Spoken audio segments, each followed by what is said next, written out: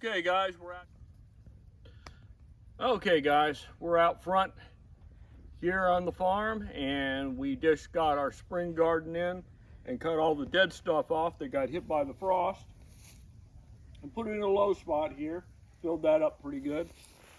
Cut our ginger patches down that got hit, and they're already starting to come up, as you can see. We also trimmed out our cannas and pulled all the small oak trees out.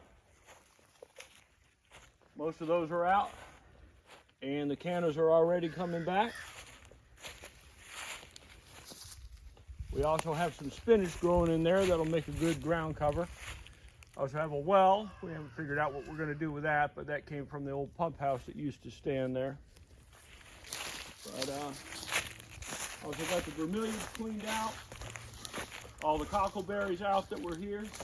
Burned that and cut this off and got it going. Got all the dead out of that. And we replanted everything in the garden. We got arugula coming here. And we got echinacea coming in here. And we got a small, tiny melon called a mouse melon that's going to be growing up here. See how that works out. And we got, what do we got here?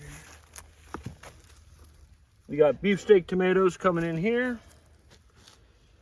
And marigolds that made it through the frost. The Cherokee purple tomato made it.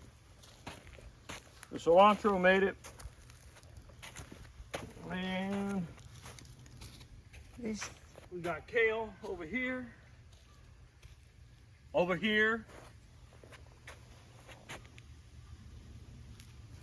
And we got 3 or 4 Everglades tomatoes that made it through the frost, along with some onions. And they're in bloom. We got milkweed over here. We got okra planted here. We got some of these French beans. I can't ever think of the name of them, but they made it. And they got beans. We got collard greens here and oregano here. Our squash made it, and our mustard's doing good.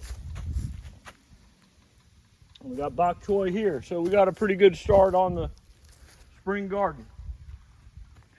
So that's what we got for the last couple of days.